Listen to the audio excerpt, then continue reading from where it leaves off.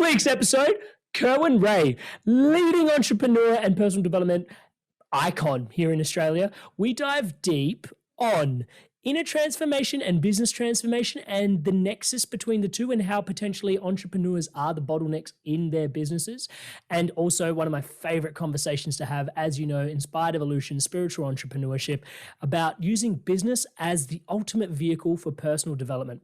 I think that's actually going to be the title of this episode. It is such a great episode. We talk about lots of different things about how to actually regulate your emotions and self-mastery. Man, this conversation will help you with business. It'll help you with your personal development and help you realize how best to unlock the best within you to facilitate the best life that you can live. Tune in. If you're loving these inspired evolution conversations such as this one, please do us a favor, hit subscribe, hit the bell notification, do yourself a favor, keep tuning in, stay inspired, keep evolving. Love you.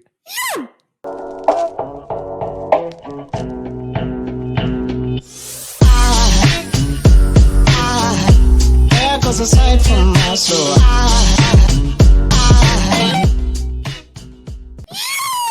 Welcome to the Inspired Evolution, and it is, ladies, gentlemen, plants, creatures of all kinds. It is a pleasure to be here today. We've got with us Kerwin Rae. Kerwin, how are you, brother? Mate, don't leave out the beings that aren't just human as well. So, mate, I'm unstoppable. Thank you, mate. I appreciate you asking. Oh, I love it. I love it. For those tuning into Kerwin for the first time, you've either been living under a rock, which I won't hold that against you, but let me just quickly do the honors. He is one of Australia's leading business strategists.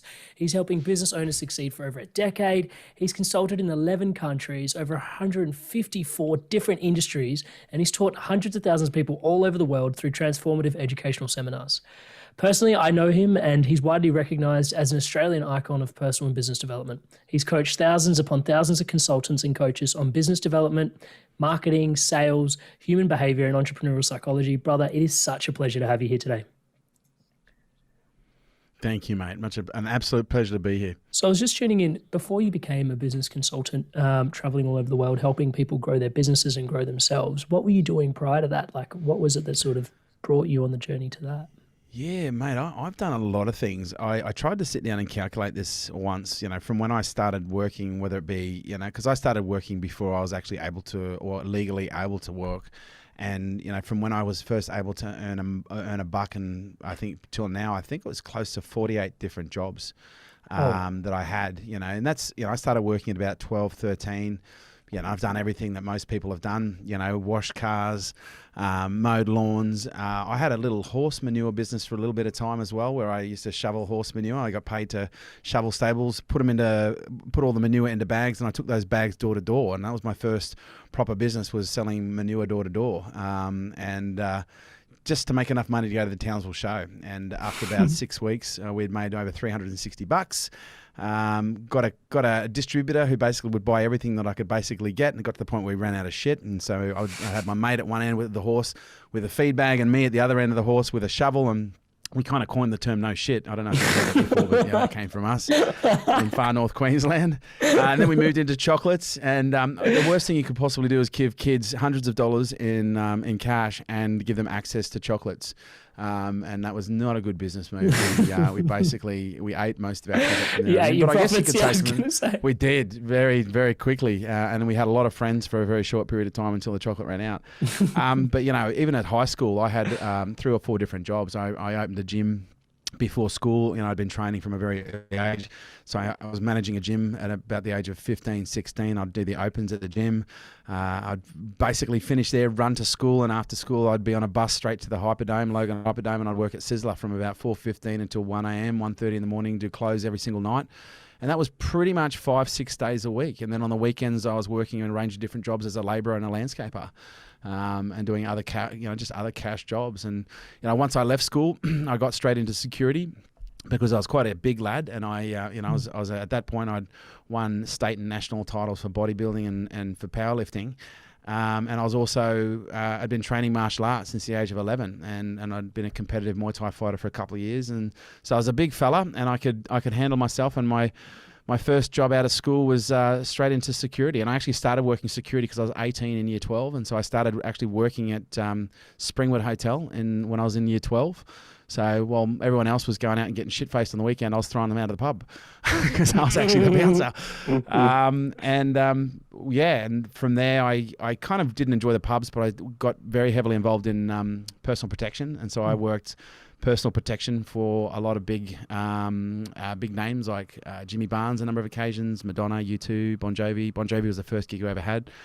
E17 in excess, and so anytime a gig came to town, I had the great privilege of being able to look after them, and whether it be taking them to the venue and coordinating and supporting security at venues and at gigs, and then after parties and that kind of stuff. And so it was quite an experience. But then after 4.5 years of pubs, clubs, nightclubs, I got put in some of the most violent venues in southeast Queensland because I was very good at my job, not just because I was a big fella and I could move, but I was a really good communicator. And that's where I really learnt my communication skills, because I was put in some incredibly violent situations and destinations, and there's often a number of ways to diffuse a violent situation, and one of them is to use brawn and fists, and the other way is to communicate and try and talk people out of situations. And it just so happened I was good at both. But I don't know how far you date back or what experience you've got, but it was about 4.5, almost 5 years in. I had one of my best mates who was shot dead on the door of a nightclub in Brisbane at Grand Orbit, Lewis Hapawadi. May he rest in peace. Incredible man.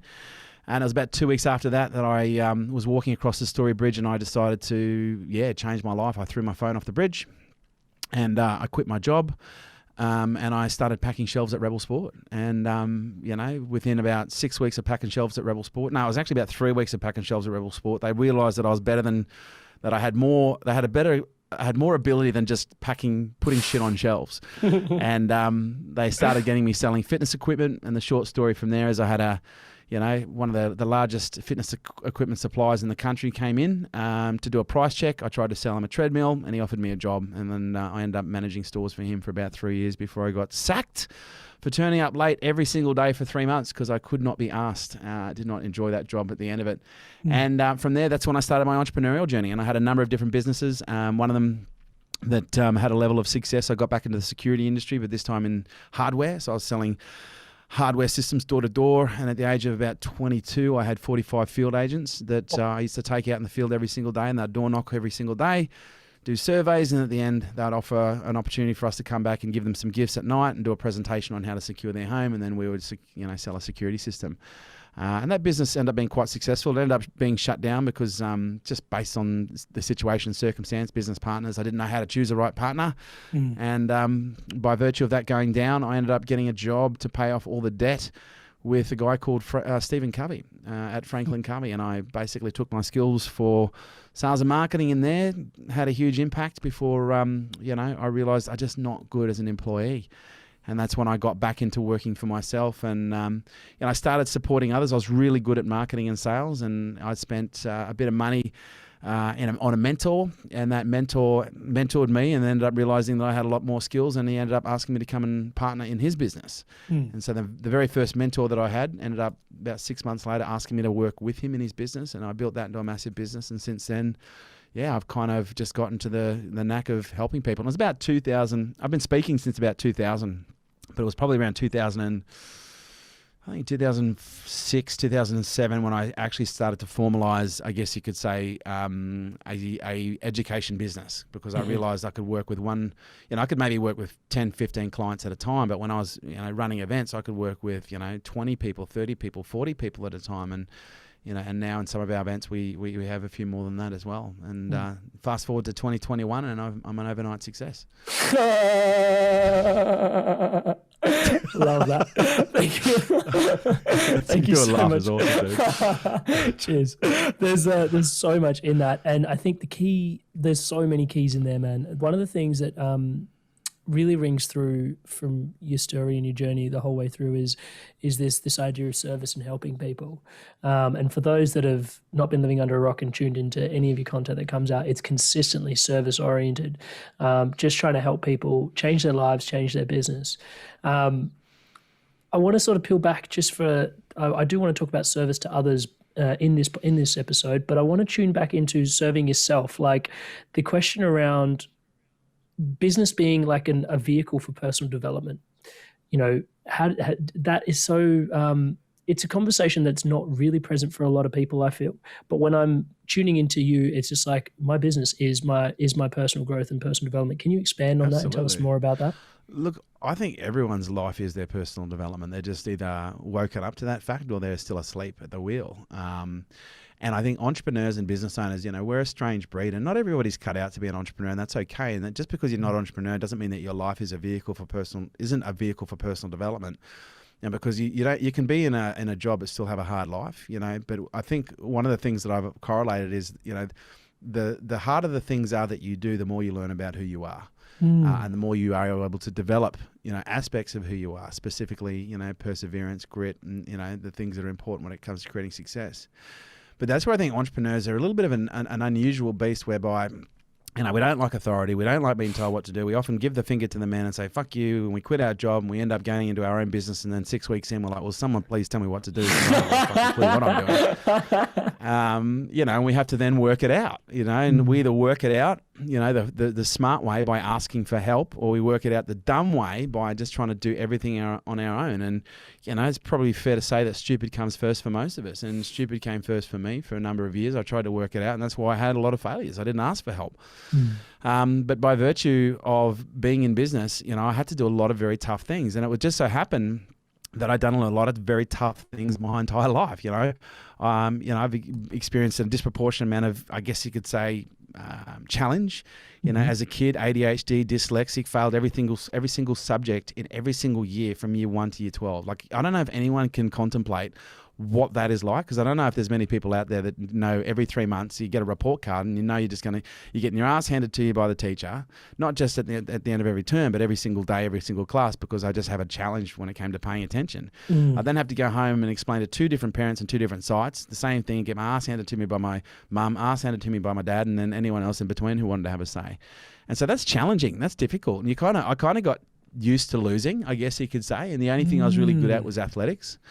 But I became a really good loser. And I often joke about it. I just became so conditioned to losing that it just didn't bother me. I just wasn't bothered by it because I was used to it. When you lose every day at school based on the scorecard of how you succeed at school, when you lose every quarter, on a term based on what the scorecard is, you kind of just get accustomed to it. And I think that's a challenge for a lot of people. They don't experience a lot of loss. And so when they do, they go, oh my God, this is terrible. Yeah. And whereas to me, I was like, fuck, man, this is just Monday. And so I think a lot of entrepreneurs, by virtue of choosing the path, they're a little wounded, whether you want to call them broken. For me, I think we all carry wounds. But I think people often choose things that are difficult unconsciously as a way to heal. And entrepreneurship is an incredible example of a vehicle that is very difficult. There's a lot of stress. You have to learn a lot about yourself in order to navigate yourself and others. And by virtue of that, if you do it well and you ultimately do it, with a level of conscious, and you become more conscious in your pursuit of, the growth of the business, you start to realize, well, hang on a second, my business growth is directly correlated with my personal growth. And the more I grow, the more my business grows. And so I need to work on me. And oftentimes working on me is not just working on my strength and becoming stronger and then being able to learn how to refine some of my weaknesses, but it's about going, okay, I notice that there are certain things that I do that keep fucking up my success. Some people call it self-sabotage, the fear of success, the fear of failure, whatever your fucking label is, that's fine. But you start to realize, man, I'm carrying some stuff here. And, and in order for me to move quickly, I need to put some of this down. And some people have checked-in luggage and some people have carry-on. And, at some point we all go, okay, it's easier to move when I'm not carrying something. So let's put this bag down, let's open it, and let's have a look inside. And that's what a lot of people don't do. And they don't spend the time by themselves to look at their own baggage, and they're constantly using business and life as a distraction. But when you have the opportunity to stop and slow down and just be with self, you get to start seeing what's inside that bag, and then you get to really do the work. I love that. Thank you so much for sharing that. One of the things that comes through for me is in your opinion of it all. Obviously, you said life is the personal development journey. Is this education platform that you've created? Is this I need a better languaging around this, but your favorite success or the best business success that you've experienced? The greatest success that I've experienced in life so far to date, bar none, nothing comes even a fraction of it being close, is my son. Because you look at, and again, Amit, you know exactly where you haven't experienced this yet, but you're about to. I'm in the human performance business, and I worked out very early on in my life that I was obsessed with human performance. I was obsessed with human performance at the age of 12 because I wanted to do what He-Man could do. I wanted to do what Spider-Man could do. And I was like, how do these guys perform at such a level? And so, by virtue of that, I became obsessed very early on with human performance. That's why I started lifting weights. That's why I started training martial arts, because I wanted to have extraordinary abilities, or I guess what you could say superpowers, because that's what I grew up being completely fascinated by. I was fascinated by superpowers. And then as you grow and as you develop and as you start to develop your own potential, for me, I started to realize that there was a very strong correlation between me developing my potential and sharing that and going, oh, fuck, this is what worked for me. You've got this problem. Hey, try this. And so by virtue of that, as you said, I'm very service orientated. And, I think it's really important to understand my service starts with me, because if I'm not the best version of myself, I can't help the most amount of people. But what I started to realize was I love to fucking help people. I love to tweak people. We're $1 trillion piece of biotech, Amrit. Like, we're think of this. You're $1 trillion piece of biotech in a box. If you were to have you in a box and you could replicate you in a box, you'd be $1 trillion fucking pitch in a box. Why? Because computer science for the last 80, 90 years has been trying to do one thing: replicate us, not just us, the brain. If you can replicate everything, fuck, we're multi-trillion dollar. Yeah. But the human brain, processes 16 trillion bits of information every second, and there's not a lot of computers that can do that kind of processing. And so we've been trying to replicate this. And so by virtue of me trying to understand this $1 trillion piece of biotech, I've come up with a lot of good strategies that I then share with other people. And so my virtue, my legacy is helping people and having an impact on their life. But then along comes a son, along comes a child. And then you start to go, fuck, this is the most important client. Well, the second most important client I'm ever going to have in my life. The most important client you're ever going to have in your life is you. And the second most important client, the second most important project you're ever going to have in your life, well, for me anyway, based on my values, was my son. And I was like, you know what? There's no fucking around here. I'm a 24-hour, and you might go, oh, this is a little extreme, but I started to realize I'm a 24-hour a day, 365 day dad, but I'm a 24-hour, 365 day a year coach. Because I've got this little human who's developing and evolving in front of me. And fundamentally, every single thing I do, every single thing I say, every environment that I place him in is going to, in some level, affect his progress, his development, and his evolution. And so I take that shit very seriously. And so now when I look at my son and I look at his behaviors and I look at him say things like, Dad, would a leader do that? Or see someone do something, go, Dad, a leader wouldn't do that, would they, Dad? And I'll be like, no. And he would go in and do something and someone goes, oh, that's really amazing. Thanks for doing that. And he goes, well, I'm just a leader. To see him behave in a way that is the expression of the countless thousands of corrections, countless thousands of suggestions, installations and downloads that I've consciously tried to, provide this little human with. And then you sit back and you look at them then behaving autonomously and demonstrating and behaving in a way that you're just like, fuck me, you've just got everything ahead of you, kid. And so to me, that's the greatest success I've ever had in my life. But nothing's come close. I love that. Thank you so much for sharing that. Is there, I know tuning into parenting sometimes, we say that I find people are saying one thing to their kids, but then modeling a different sample of behavior, being as conscious as you are about weaving your way forward. Is there a lot of pressure in the behavior that you model and the reflection that's coming back? It depends on how you determine pressure. Pressure to me is an opportunity to perform at a higher level than other people. And so I like pressure. I like expectation. And so do I get it right every time? No. I sometimes scream like a foghorn. I sometimes swear. But I can guarantee you every single time I raise my voice or every single time a swear word comes out of my mouth, I get down on one knee and I look him in the eye and I say, I'm sorry. Daddy shouldn't have done that. And I'll explain I'll apologize. I'll explain what I'm apologizing about, and then I'll explain what I should have done differently. And which is exactly the same when he does something, that is outside of what's considered to be acceptable in whatever environment we're in. I'll get down to his level and I'd say, once he's calmed down, and say, hey, listen, why did you do that? What could you have done differently? And what will you do differently next time? And so by virtue of me demonstrating how I deal with my issues, I'm modeling and working through with him how we handle his issues. And so for me, I'm fundamentally aware that every time I see something from him that I'm not, I guess you could say approving of, I know he's picked that up from somewhere. Okay. And it would be so easy to go, well, it wasn't me. He must have picked it up at his mum's house. I don't do that. I look at me and go, where's my responsibility in this equation? And what behaviors do I need to demonstrate in order to, ensure that, he's not necessarily having to deal with some of the issues that I had to deal with, hence the saying, pass down wisdom, not wounds. And so oftentimes in communication with my son, especially if it's around discipline, I'm not trying to make him wrong. And a parent should never make their child wrong. They should always just make their child think, and when you've got a child, it's basically like a puppy. They've got this reptilian cortex, the mammalian cortex, but they haven't got a fully active, fully connected neocortex here, so they can't problem solve. They can't think rationally. They are irrational, and so it takes a lot longer to teach a kid who can't think rationally how to think. But most parents want to do things that act fast, that create fast corrections, dominance, aggression, violence, That creates a fast response, but it creates more problems later. Whereas for me, I like to do things slowly that are painful, that I have to do repetitiously over and over and over and over and over again, that at some point creates this beautiful autonomous behaviour that just, works autonomously and doesn't require, in most cases, my intervention. Ticks like a well-oiled machine. Thank you for that. I wanted to ask you... I wouldn't say we're a well-oiled machine. I'd say that there's a few rusty bits. And every now and then I like to throw a spanner in the mix because I realise, I've got to give him some stuff to work on. And that's the way I realise, when I fuck up, and inevitably I do, okay, I don't go, oh no, I've ruined my son. I'll put him in the bin and I'll start again. I just go, you know what? Okay, I've got to give him something to work on. And if I do give him some wounds, and hopefully I don't give him, some of the wounds that I carried, I realize that by virtue of that gift, that will require a level of work for him to resolve. And that work will be what enables him to realize and fulfill and express some form of potential. Thank you so much. So talking about potential, in terms of, sometimes I hear this conversation around hustle, and sometimes I hear this conversation around alignment. And I know in your past there's been a lot of hustle. Like you've been showing up like nobody's business, right? Again and again and again and again and again and again and again and again.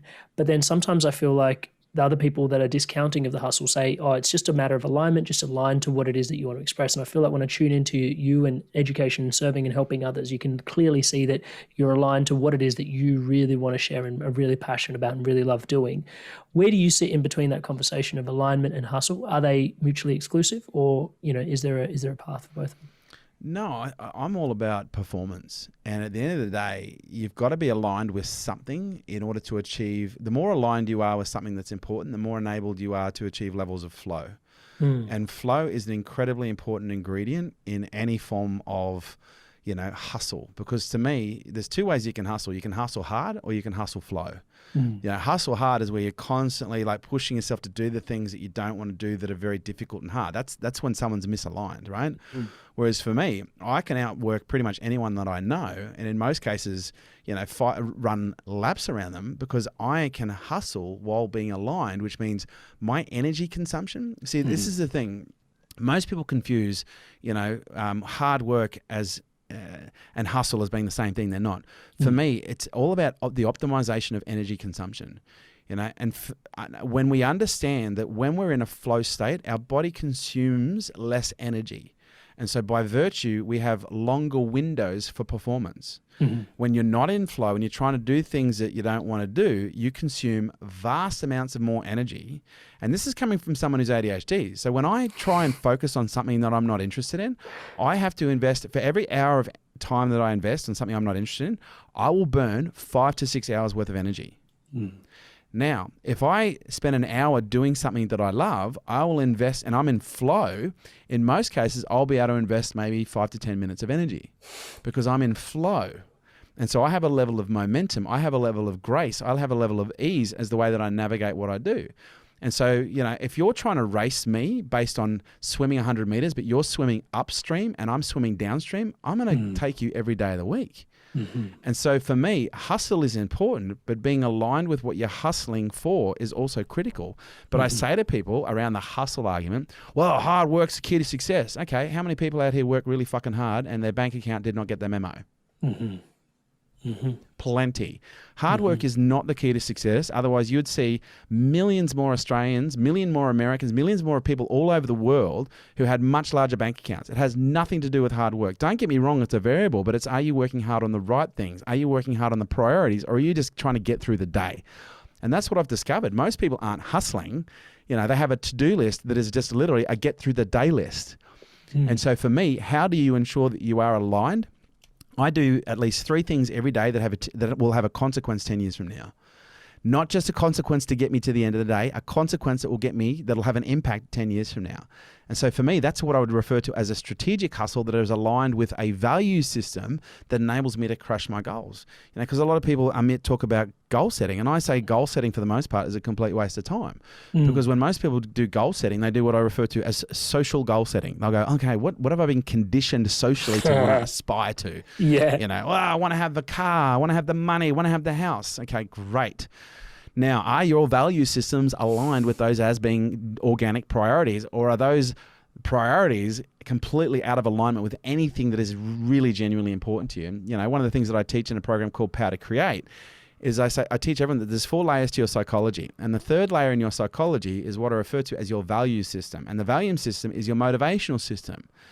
And most people are setting goals that are outside their motivational system that's not aligned with a value. Now, a value is something that is actually important to you, not something that you tell people. You know, we all know that person who goes, oh, honesty is really important to me. Honesty is really important to me. Honesty is really important to me. Honesty is really important to me. It's a bit more intrinsic. And then you see them fucking, you know, talking shit or, you know, exaggerating or minimizing on the daily, but they tell you all the time that honesty is really important to you. And on the other hand, you see people that are just really honest. Really honest people don't have to tell you they're really honest. They just are. Yeah. Okay. And really hardworking people don't have to bang on about how hard they work because that's just what they do.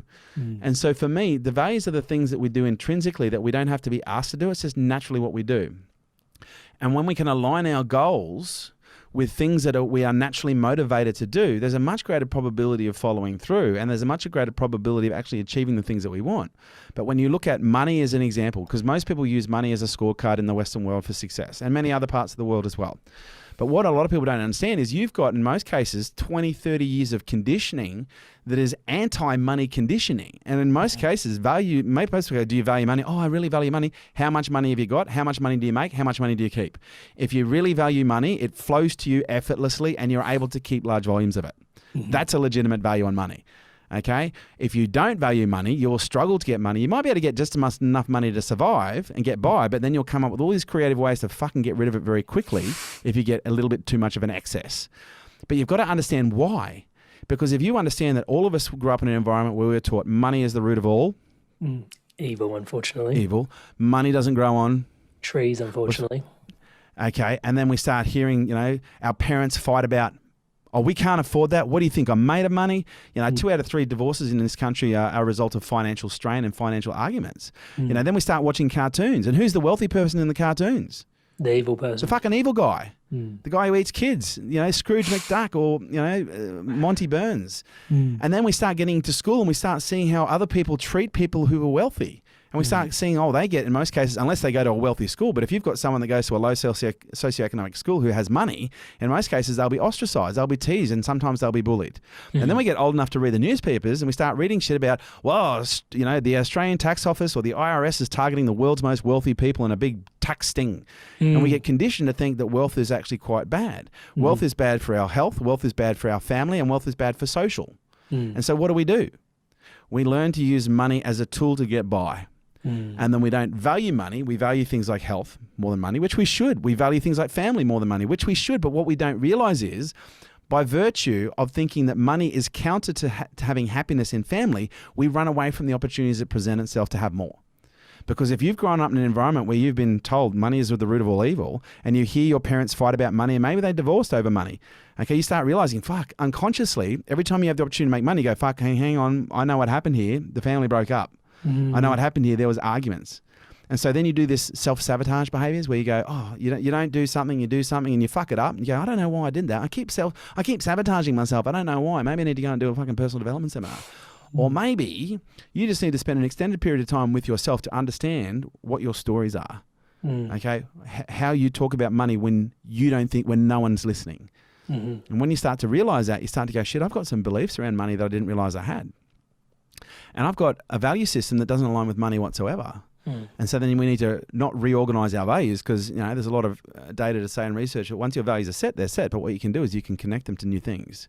And you might value family as number one, and you might see money as a threat to family. And so you remove yourself consciously or unconsciously from the opportunities to make more money. However, if you become conscious of that, you go, okay, I can see what I'm doing here. Right, I can't believe I've been doing that for 30, 40, 50 years. Okay, I want to do something differently. All right. So what I need to do is I need to recondition my brain. It's a neurological piece of plastic hardware that can be reprogrammed. And I just need to start going, okay, well, if I can make more money, what's going to be the benefit to my family? Well, they'll fight. No, let's ask. We already know the downside of money. Let's look at the upside of money. Because there's always a duality in everything. You know that. Well, what experiences? What things? And we start to realize, well, shit, the more money I have, and if we stack up, and I call this the Fortune 500 exercise, where you come up with the 500 benefits that money will give your number one highest value. And then once you've come up with 500 benefits, and again, this is hard. Most people can't get past 83. Most people get to 120 and they tap out. You get to 500, you've literally wired your brain differently to go, man, there are now 500 new reasons in my brain connected to the whole motivation of making money. And then when money presents itself as an opportunity, all of a sudden you find yourself going, well, I feel a little bit more compelled to do something. People say to me, Kerwin, how are you so motivated? I go, I fucking wake up like this. And yes, I'm not necessarily this high energy all the time, but even when I'm calm, I'm fucking intense. Like I had a meeting with someone the other day and they're like, I got feedback from the meeting from the person who was pitching. They were like, fuck, you intimidated the shit out of them. I was like, why? She goes, you were so intense, but you were so calm that they completely lost their game. See, what you've got to understand, this intensity, this extrinsic level of motivation has come as a result of me getting to know where my buttons are. And the more you know where your buttons are, the more you know how to press them to get the behaviors that you want to in the situations that matter or count. Because most people get in the situation where they can have something great, a potential, a sales meeting, a networking meeting, an opportunity, and then they go, fuck, I don't know what to do, and they shit the bed. Whereas if you know where your buttons are, you go, I press that button, I behave this way. Kerwin, what are your highest values? Well, by now, if it hasn't worked it out, pretty clear, family. Like family's is right up there as number one. Actually, I'd say it's probably tangled with number two because I've started to see the importance of this, but it's been demonstrated from a very early age, health.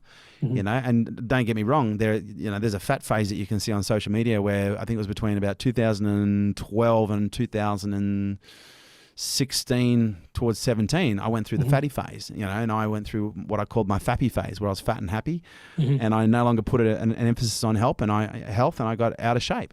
But then I started to realize that I was losing flow, and I was losing a whole lot of other opportunities as a result of not doing what was important. I didn't feel in alignment. So for me, family's right up there, health is right up there, and one of the highest values that I have that's right up there is time alone. How do I know that's true? Because I spend a lot of time by myself. And people say, oh, isn't that lonely? I go, only if you don't know who you are, only if you haven't got a good relationship with yourself. Because if you don't know who you are, how are you going to talk to you? If you don't have a relationship with yourself, every time you're alone, you'll be like, oh, I feel like something's missing. Okay, alone. It's like, no, I'm never alone. And in fact, I enjoy my company more than any other fucking human being's company on the planet, including my son. No offense to my son, but that's a big part of who I am. Is I love spending. I tried to work this out the other day. Because, I literally have spent, in some cases, even when I had my son, and I separated from my wife, I'd have him 2 weeks on, 2 weeks off. And over a holiday period, if I didn't have my son, I wouldn't leave the house for 7 days. I'd just get things delivered to the house, and I wouldn't see another human being in some cases for 7 days. Now, I've done that a lot. And not just since I've had my son, even before that. And so I tried to calculate, outside of doing, 60 days, 70 days of Vipassana and spending loads of time alone, I would have to say in the last 46 years, I've spent 2 to 3 years alone. By myself, without any other motherfucker in the room. And people might go, well, that sounds lonely. Are you kidding me? I know myself better than any other human being I know on the planet. And the more I know who I am, the easier it is to work with me. And I don't get confused by my behavior. I get curious. Okay. And I have an enormous level of self-understanding, an enormous level of self-compassion. Why? Because I understand most cases, not all, most cases why I do the things that I do, even when I do things that I don't want to do. And sometimes when I don't, I sit there and I do what everyone else should do and I process. Because I think sometimes when we don't understand something, we try and create meanings that don't exist rather than just sit there and just process and go, okay, let my brain just work this out. And after a couple of hours or a couple of days, it's going to spit out and go, okay, this is what's going on. And sometimes we need to give ourselves, but most people don't know enough about themselves to know, that's how we process information. And so we have an experience and we want to fucking label it straight away and create meaning. And sometimes you don't. Yeah, sometimes you got to leave the meaning, suspend meaning for a few days in order to be able to see the whole picture and not just one little piece of the puzzle. I love that. Yeah, it's one of the biggest takeaways I'm taking away from that conversation around values is my top values are connection, contribution, and celebration. But what celebration means to me, like you said, is not what it necessarily means to others. For me, that is my health, my vitality, being able to celebrate life, but also realizing that they are very well connected to who I am, but there's always an opportunity to pair them to different meanings, and that Fortune 500. And that's what can change. A value never changes, but its definition or its understanding of expression can and will as you grow. Mm-hmm. Mm-hmm. I love the more that. you get to know yourself, the more you realize what your value means and what it doesn't mean. Appreciate that. One of the things I wanted to talk to you about, because some people listening into this, I know someone's going to say this at some point, and maybe this is not the majority of the people tuning in, but someone listening to this episode is going to be like, Kerwin, fuck, does that mean I'm never going to be able to focus as well as you because I never had ADHD? Well, here's the thing. You've heard this before, because ADHD is an key ingredient. I've observed in a disproportionate amount of self-made entrepreneurs that ADHD is a key ingredient. And I just got off the phone, from a chat with Stephen Kotler, and he's written a number of bestsellers, 13 books, 10 bestsellers, 4 New York Times, 2 Pulitzer nominations, and this dude's all about performance. Flow states. Yeah, we've had him on a few times. Yeah, he's great. He's a phenomenal human being, right? Beautiful soul too. Absolute machine. Well, fuck, what was it? Where were we going with this? I just lost my train of thought. This hasn't happened in a while. We were talking about focus and ADHD. There you go. That's a perfect fucking example. There you go, right? Wow. 11-11. He did that on purpose. He did that on purpose. 11-11. Yeah. At 11-11, I had to share my mortality. But this is what I want people to understand. Yes, I've discovered that a disproportionate amount of people have had ADHD who are self-made. But here's what I've also, Stephen highlighted something earlier. People who compete at the highest level in adrenaline sports, a disproportionate amount of them had really, really, really tough, really, really hard childhoods. But what's interesting, does that mean you have to have a really, really tough or a really, really hard childhood in order to be an X Games professional? Or to be an elite adrenaline sport professional? No. There's a percentage of people that aren't. And, to say that ADHD is a requirement is just as ignorant as saying, you need not have ADHD in order to be successful. It's not about the traits. It's not about going, oh, what do I not have? It's about knowing what you do have. And understanding that every single trait has a benefit and a deficit. Okay, so attention deficit disorder has an attention benefit disorder within it. But what's highlighted is the attention deficit disorder. But what people don't realize is the attention benefit disorder is, yes, I have a hypersensitivity to boredom that was perfectly demonstrated right there. But what I also know is you take someone who's ADHD and you connect them with something they're really interested in, they will outfocus almost any person in the room. Why? Because I'm ADHD. I'm not ADD. I have the hyperactive component. And so by virtue, I have higher levels and higher thresholds for energy. Okay. But I also have a hypersensitivity to boredom. So yes, I will tune out faster than anyone if I'm focusing on something I'm not interested in, but you focus me on something that I am interested in and I'll run rings around most people because I've got more energy and I have this obsessive nature to be able to focus on things that I'm interested in. Because people who have ADHD are also more prone to things like OCD, addiction. Okay, we're a little bit more obsessive. That's not a bad thing. Addiction's not a bad thing. It's an incredibly resourceful disorder. It's not disorder. It's an incredibly resourceful condition because you learn to actually pursue things that you want, either physically, chemically, or sensually. And by virtue of that, you start to realize, wow, I can literally get the things that I want anytime that I want if I'm really addicted to them. And then you go, well, that's a really powerful resourcefulness. And so if I can take that resourcefulness that's contained in a bad addiction, how can I turn it into a really positive one? Flip the script on that one. Yeah, I love it. And yeah, it's a matter of perspective. One of the questions I wanted to ask you. It is. And don't get me wrong, because I don't want to dismiss addiction, because I'm someone who's got experience with addiction from a hard drugs level early in life. And I do understand there's a lot more to it than just flipping it. But one of the things that I've learned in my own journey is the more I get to know and understand myself, the more I understand the condition that is addiction, the easier it is for me to flip that script. But if you're walking through life as an unconscious addict, that can be a very painful place to live. The greater the pain, the greater the awakening. Thanks for sharing that. One of the questions I've got is, in helping so many people transform their own personal selves and also their businesses. What do you find is kind of is most of it, like, is more commonly than not, and maybe this is 50-50, but maybe you can speak to this, is it mostly an inner process that is holding people back, or is it a mechanism that they don't understand, like a system in their business that would help them achieve more? Which one is it? It's never a system, and here's why. And it's a great question, and you've done your homework, I can tell. And the reason I say this is I can give two people the same systems, and one will go and make tens of millions of bucks, and the other one will fuck it up 52 ways to Friday. And here's what I've learned. Everybody's looking for the extra mile, but they don't realize the extra mile is the 6 inches between your ears. It fundamentally, your psychology will determine your ability to execute on a system and how you execute on a system. How you execute on a strategy or how you execute on a tactic, and your perspective on that, because I can give one system or one strategy to one person. I go, oh man, this is fucking amazing. Oh, this is incredible. I give them the same system to someone else. I go, oh, I don't think this will work. This is shit. I don't know why. This won't work. I can't believe you pay. What? I don't think it's going to work. It won't work for me. I'm different. It's all a matter of perspective, and perception is reality for the individual who's casting the frame on the moment that they're looking at. And so for me, when we look at personal development, when we look at spiritual development, when we look at professional or business development, it comes down to your ability to understand how you process information. And this is the thing. As I said, I started the conversation and I said, we process 16 trillion bits of information every 1 second. But we're only aware of 2,000 bits of that information. And how you perceive those 2,000 bits determines what that information means.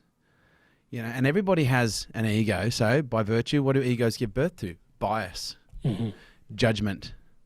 In most cases, egos don't give birth to balance and perspective. They give birth to bias. Why? Because that's what creates strength in the meaning. Because we don't want to go, oh, that's bad. Oh, and it's good. Oh, well, that's fucking confusing, isn't it? Is it bad or is it good? Because I need to define. I'm told I'm indecisive. Now I'm not. I'm just not sure. People like to be certain, so they like to be able to go, well, this is bad, or this is good. Now I'm certain. When you start throwing duality in the mix, you start going, it's both. Well, hang on, that's a little confusing. No, it's not confusing at all. We live in a reality that from the very basis of our atomic structures, it's based in equal and opposites. There is an equal parts negative charge, equal parts positive charge that, through the beauty of electromagnetism give birth to this incredible Newtonian space that we live in. But what we've got to understand, that physical structure is expressed all the way up through to experience. When a tree, I use this as an example, Amrit, when a tree falls in the forest, all the other trees don't stand around and go, oh, fuck, Frank fell over. Frank's dead. Oh, we can't believe Frank's died. Oh, fuck. Everyone, come on, guys. Let's all get really sad and we'll mourn Frank. He was such a beautiful tree. He really did reach for the heights of the... No, they don't do that. They don't think anything. They just go, that's just nature. And Frank's life isn't lost. It's recycled based on the law of thermodynamics. Energy isn't created or destroyed. It's just changing form constantly, through growth and degradation and annihilation. And so Frank gets redistributed, his moisture gets redistributed, his fibers get redistributed, his mass gets redistributed, his nutrients get redistributed back into the network. There's nothing to be sad about. Frank is now in all the trees. Frank is now in everything. Frank is now the world. The carbon and it's molecules. not sad, it's actually happy. Okay? Whereas a human comes along and Frank dies, they're like, oh my God, Frank, we've lost Frank. And don't get me wrong, I've lost a lot of people. I've had a disproportionate amount of people that have, that I've lost in my life. I've experienced death, and I touch wood, I hope I don't have to fucking eat more shit on what I'm saying here right now. Touch wood. But what I do know is nothing is created, nothing is given or taken away. It's just being reformed. And so when we experience a loss of something, or when we experience something as being bad, all that is an imbalance in human. That is an imbalance, which is the human condition. Humans, by virtue of being humans, are imbalanced by virtue. Our pursuit of evolution is balance, but most people don't have the user's manual to work that out. But what we've got to understand, there is no bad in isolation without there being equal and opposite good. There is no good in isolation without there being equal opposite bad. And our psychology, when governed with a level of perspective and curiosity, can create that balance. We call that hindsight. How many times has something bad happened to someone, and then 3 years later they've looked back and gone, fuck, you know what, now that I think about it, there's a blessing in disguise. Look at all these good things that have happened. Shit, that wasn't a bad thing. It was actually a really good thing. Congratulations, you just lost 3 years of your life judging and losing, by virtue of not seeing the harmony in the moment. Whereas for me, I'm like, okay, and this is what I teach in Power to Create. How do we create hindsight in a moment? How do we condition ourselves to the point where we do this so frequently and so regularly with such levels of, determination, passion, and organization that it all of a sudden after, let's call it days, weeks, months, or years of application, it just becomes autonomous. And we don't no longer see things as good or bad. We just constantly view things as in balance because we're able to see things complementing each other constantly. The greatest example or greatest definition of love I've ever heard is love is the synthesis of complementary opposites seen in synchronicity. And that's in our ability to look at something, see the bad, but then in the same moment be able to see the good and see them both simultaneously and go, fuck, that's a whole picture right there. That's love. That's love. That's beautiful, brother. Thank you so much for sharing that. Wow. I did want to have a conversation around balance and burnout, and I think we've gone way deeper than I even imagined we could go in there. Some practical tools, though, for those that are tuning in that potentially are burning out in their business, and the conversation around balance and burnout. What are your thoughts in there? Yes. I've got a great one. You're a fucking professional athlete, so start acting like one. Most people don't realize that, being a business owner, you're a professional athlete. Oh, no, I'm not. I'm just an accountant. No, if a fucking esports gamer can sit there with his little fucking doobie whacker and get paid $20 million a year and he's called a professional athlete, you, Mr. Accountant, you, Mr. Baker, you, Mr. Mechanic, you're a professional athlete as well. And what you've got to understand is by virtue of you seeing yourself not as a professional athlete, that's why you're burning out. Because what athletes can't do is they can't go, Federer cannot compete every single day of the week, Monday through Friday. He can't. It's just impossible. He doesn't have the physical ability to do that. Why? He has to take periods of active recovery and non-active recovery, inactive recovery. And his ability to take active and inactive recovery enables his systems and all of his biology and his neurology, with balanced nutrition and hydration to, rebalance itself so that when he comes back on the court, he's fresh. Okay, and so how do we know if Federer's not fresh? Well, he's off his game. And in most cases, why is someone off their game? Because they're overtrained. They've overcompeted. They've tried to do too many Grand Slams in a year. Whereas most business owners, they don't take a moment to go, well, hang on a second, I'm a professional athlete. How do you what's it? Amit, okay. I know you're a civil engineer, but I'm pretty sure you understand sports. What's the difference between an amateur sports person and a professional sports person? I imagine the amateur is working really hard to build their chops and their skills to get to a certain level of performance, whereas the professional has that ability and also knows how to rest and recover themselves and then when to perform and when to recover and when to perform. True, but no. A professional gets paid. An amateur doesn't. It's really fucking simple. Yeah. It's simple. If you're a professional, you're getting paid. If you're an amateur, you're doing it because it's a fucking hobby. Gotcha. And most business owners are hobbyists. They're working like amateurs. And the reason they're working like amateurs is because they're not taking it seriously and they're treating it like a hobby. Okay? When you're a professional, you're getting paid. And if you can't compete effectively, you're not going to be able to make as much money. What determines someone's professional capability? How much they get paid. What determines your professional ranking? How many games you win, and ultimately how much you get paid. You want to start experiencing less burnout and more success? Start behaving like a fucking athlete. Realize that there is levels of competition. Now, here's the thing. Entrepreneurship is the hardest sport on the planet. Why? Because most of us are competing, for disproportionate amounts of time versus Federer, versus esports gamer. Competition and training are not the same thing. Competition has a level of stress. Competition has a level of pressure. And so by virtue of being an entrepreneur, we have disproportionate amounts of competition time, which needs to be balanced with disproportionate amounts of rest and recovery. Disproportionate amounts of training, and combine that with good hydration and good nutrition, and tell me how many entrepreneurs that even drink enough water every single day, let alone make sure they put in the right fucking nutrients in their mouth and they don't fill it full of sugars and processed foods and simple simple carbohydrates and coffees and alcohols and and then you start to look at, okay, well, hang on, how is it that Federer works so well? Well, he's got a very specific diet and hydration plan.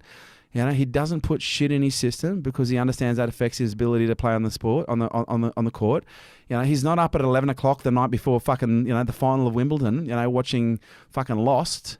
He's making sure he's getting a nice early night so that he's fresh the next morning. So my advice is, if you're experiencing burnout, start behaving like a professional athlete. Because if you're getting paid, you're a professional athlete. And if you're not getting paid enough, then you're not treating it with enough respect. Thanks for that, brother. Appreciate it. Great perspective to have on it. Running on the duality and the balance, we touched on this a little bit about competition versus collaboration. Is there a whole new, like, are we going through a collective awakening where we're slowly moving towards more greater levels of collaboration?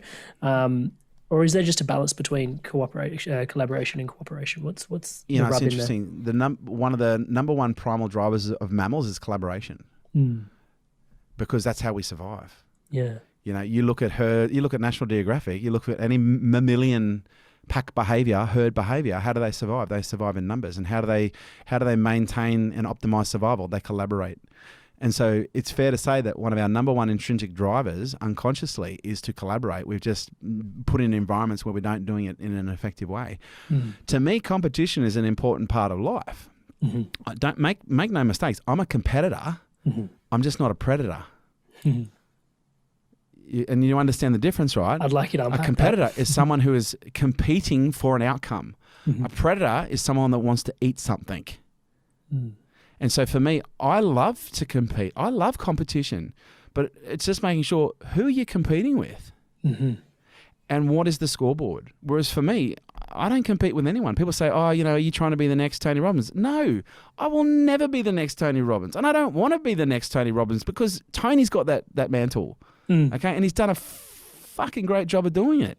People say, you're the Australian version of Gary Vee. No, I'm not. I'm the Australian version of Kerwin Rae. Okay. And Gary is the American version of Gary. He's the world version of Gary. And so for me, I'm not competing with anyone. Okay. I compete with myself. I'm competing with my scorecards, my dashboards, what makes me better, my fulfillment, which is my number one scorecard. Do I feel good about what I do every day? Do I feel hungry to do what I do every single day? Because if I'm not hungry, I'm not a competitor. Okay. And in most cases, I'm not going to be able to compete at the levels that are required in order for me to be constantly outdoing my PBs. And so for me, competition is an important aspect, but it's understanding where competition shows up and how competition shows up. Because I also know one of the reasons I compete with me and I don't compete with others, and I learnt this through sports, by becoming a good loser, because I was a really good loser in sports as well. The only thing I was really good at in athletics was sprinting. So I was like fast as man. I was good because I knew how to run away from things that were scary, right? And so I was a really good sprinter. But I learned how to lose in a lot of different scenarios. But one of the things I realized, whether I was in athletics or otherwise, the more I focused on trying to beat someone, the more stress I experienced. Because that's just not in my nature. My nature isn't to beat somebody. Now, don't get me wrong. I love to fucking hand someone's ass to them on the ping pong table, especially if they're one of my best mates. But that's not what gets me the that's not what gets me the title. What gets me the title is me being able to compete with me. And do you know what I'm competing with? I'm competing with my ability to be unemotional and be able to regulate my emotions. I'm competing with my own ability to be able to regulate my stress and not be in stress. That's what I'm competing with. Because here's what I know. If my emotions win, if they overtake me, I fucking lost. If my stress wins and my stress overtakes me, I fucking lost. And so for me, I'm not competing with you. I'm competing with my biology, okay? Because my biology is going to determine whether I can win for me. And and here's the thing, if I can compete with my biology and if I can beat stress and beat emotion, as a natural consequence, I'll guarantee you I'll probably beat you in the process without even thinking about it. The scoreboard will look after itself. It does. But here's a perfect example. I don't compete for money. I don't. I just do the things that as a natural consequence, large amounts of money are produced and kept. And so I don't have to focus on making money. I focus on the things where as a natural consequence, money happens. You don't have to focus on winning the game. You have to focus on the things where as a natural consequence, the probability is more likely for that to be a reality. And so for me, what is the one thing that destroys potential? What is the one thing that destroys flow? People who can't control their emotions. People who can't control their stress. And people who have the inability to be able to regulate their perspective because they see things as being good or bad. Right. And that, to me, is the human condition. Wow. I love that. There's so much that we've dove into right there. And so one of the things I wanted to tune into, so Power of Create, we talked about values, we talked about hindsight, we're talking about emotional mastery, regulating your stress. Are there anything else in there that you really love to share around some of the key inner tools that you love sharing with people?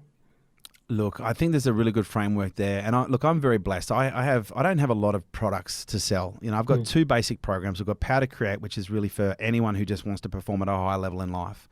Whether you're a mum, a dad, elite professional athlete, a spec ops, like a business owner, entrepreneur. But I've also got Nail It and Scale It, and that's where I really refine the process on the business side. And K to Elite is where I work with people on an ongoing basis. The concepts that I've shared with you here are the concepts that I share with all of my clients. But if there's one concept that we haven't really touched on that I'd really say is and we actually know we have, is the power of learning through others' experience. Because I know we've touched on it here, and oftentimes, humans, and I don't know if I said this to you, I think I did, stupid comes first. And most people are trying to work everything out on their own when I can guarantee you there's, 50, 500, 5,000, 5 million people have already worked it out. Stop being so fucking arrogant that you think you have to do it too. Because there's a difference between pain and suffering. And you know this.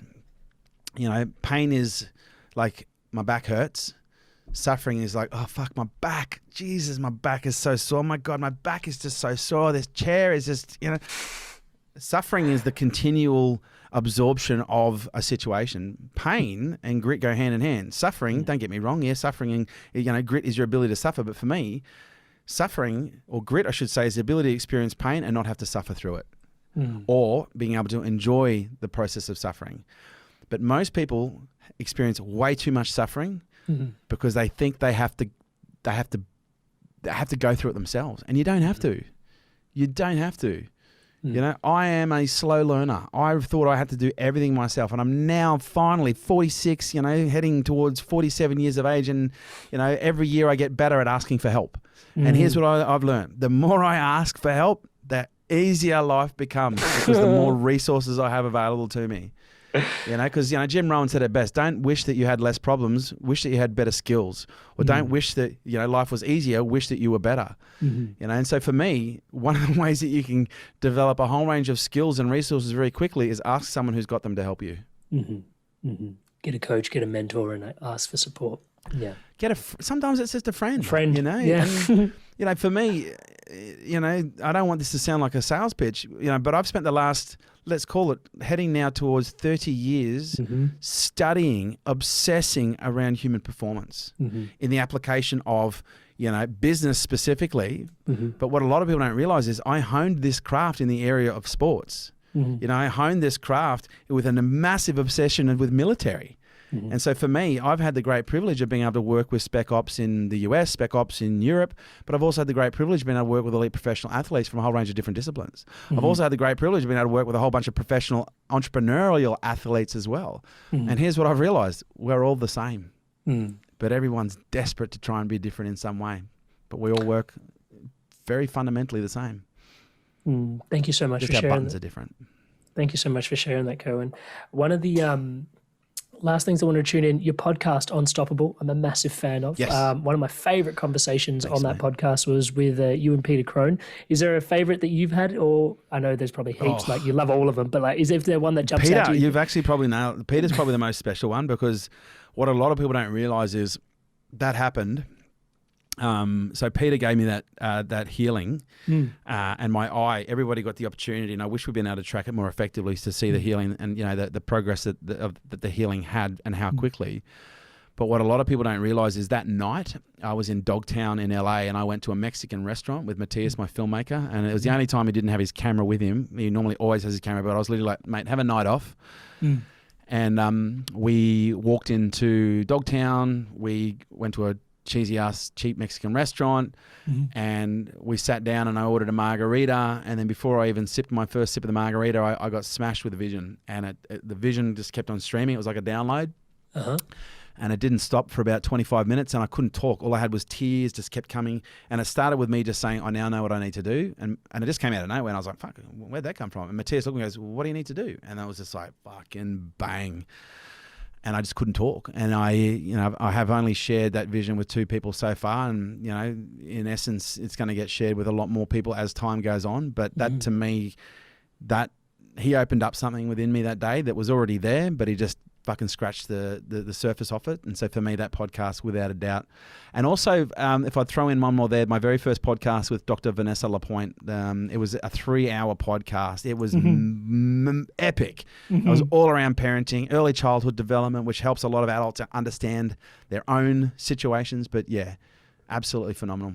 Awesome. I'll tune into that. Guys, I highly recommend you checking out Unstoppable if you're tuning into this. It's, you'll get similar sort of content. It's just beautiful. And Kerwin always rocks up humble and humorous, which I love.